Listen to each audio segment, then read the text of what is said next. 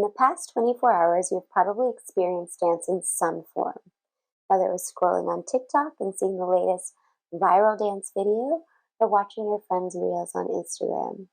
Or maybe you went to the theaters and saw the latest blockbuster with fantastic dance sequences. Or maybe it was you yourself in the car listening to your favorite song and jamming along. In some way, you've probably experienced dance because it is everywhere. In the past decade, there has been an explosion of dance. But that means we need to decide, how do we define or redefine the value of this art form? Or more importantly, how as an artist do we create a path for ourselves with longevity and authenticity? Now, most of what we see when I'm talking about scrolling and flipping the channel and watching a reality dance show is we're viewing a give them what you want dance form. And this means we're creating and catering to the masses, to the public opinion. And a lot of times we're hoping that we're finding the next trend, that we're setting the next trend, or maybe we're going viral, right? So I'm not here today to talk to you about becoming the next TikTok star or the coveted role of dance influencer. I want to talk to you about creating a career that sustains, that can take you through decades, but also feels you fulfilled as an artist. And that's where that magical word authenticity comes in. You want to expand into as many mediums as possible. Maybe you started out in music videos, but why not try your hand at television? Or why not assist someone that's doing that so you can learn about it, right? Sometimes we don't want to get ahead of ourselves and not deliver, because when that happens, we may not get hired again. So as we expand into these multiple mediums and genres within our art form, it's important that we also become experts at them. We need to be reliable. We need to be trustworthy. We want people to hire us over and over and over again. And really, this goes for any profession, right? We want to be the person that people want to work with. So keep refining your skill set.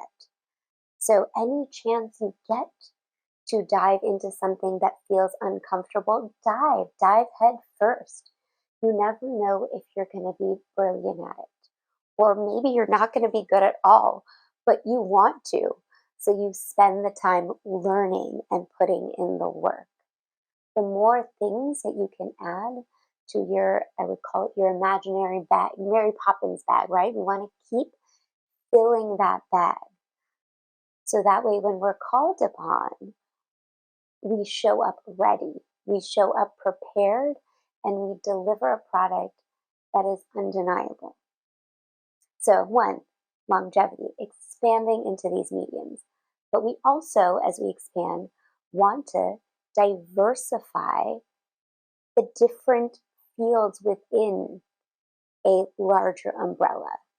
So when I say I am also an educator, a professor, it means that I have spent time doing these things so I can become someone that people trust, right? It goes back to that earlier concept.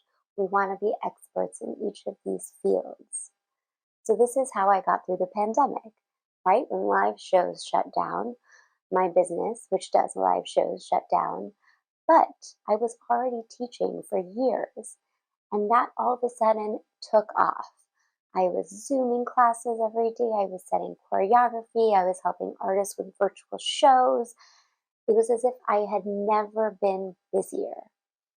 But it's because I had my hands in so many pots that even when one fell through, I had enough to keep me going. And that's what you want, because we never know. Like I said, this is an ever-changing landscape. What if YouTube one day goes away and that is your only platform? Do you have enough to sustain yourself outside of that?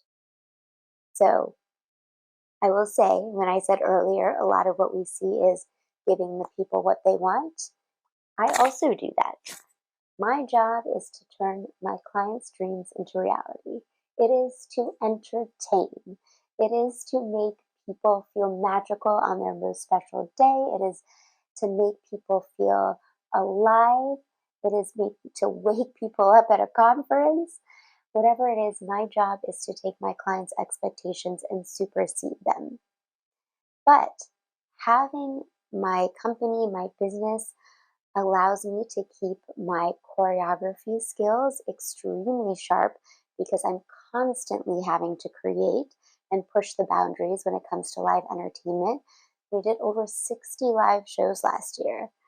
And so that means I'm always having to think about what can we do next? Or maybe my client asks for a crazy idea and I have to figure out how to make that happen. So it keeps my creative juices going.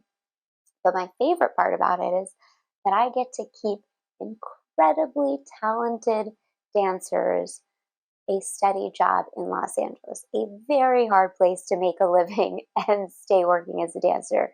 I know from experience. So that keeps me motivated and going through dealing with difficult clients or just dealing with the headache of bridezillas. We all know what I'm talking about. But that is, in my field, my give them what you want, because then allows me to have the freedom to also do what I want. It allows me to sometimes say, I just want to create, because here I have at my disposal these amazing dancers. I have the income to maybe fund my own project. And so I'm going to share with you one of those such projects. I was inspired by a poet and I felt called to move with her poetry. So I created a series called Poetry in Motion, and I've stepped away from it for a little bit, but when something hits me, I will continue. And it's something I do purely for myself. I don't care if it gets any likes or shares. It is something that I do to fulfill my artistic soul. So here's one small clip from that I series. want to apologize to all the women I've called pretty before I've called them intelligent or brave. I am sorry I made it sound as though something as simple as what you're born with is the most you have to be proud of, when your spirit has crushed mountains. From now on, I will say things like you are resilient or you are extraordinary, not because I don't think you're pretty, but because you are so much more than that.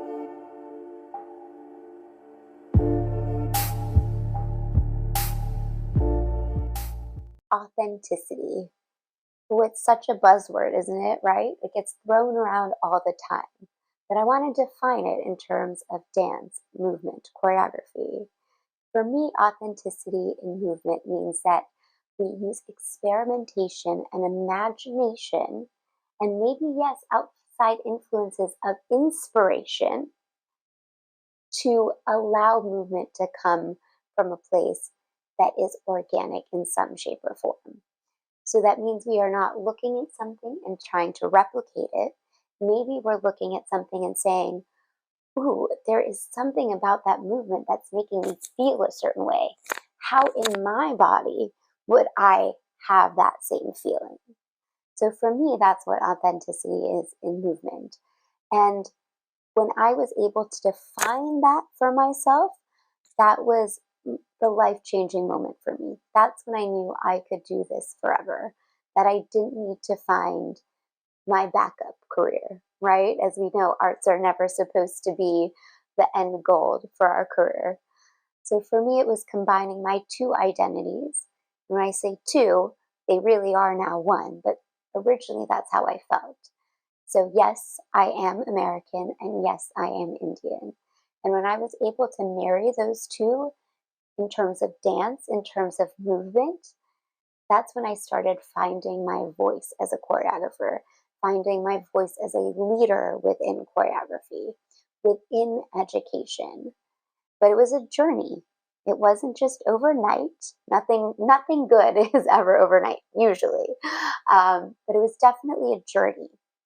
And I will say a key to finding authenticity is that journey and the failures. Yes, that word is scary and probably made you shrink a little bit. But yes, failures that lead to your successes. Now, the actual definition of failure is lack of successes, but I have learned to love it and enjoy it. That's where the magic comes from, right? And I find myself still failing every day. Maybe a move didn't work. Maybe a piece of choreography I made up just is not working.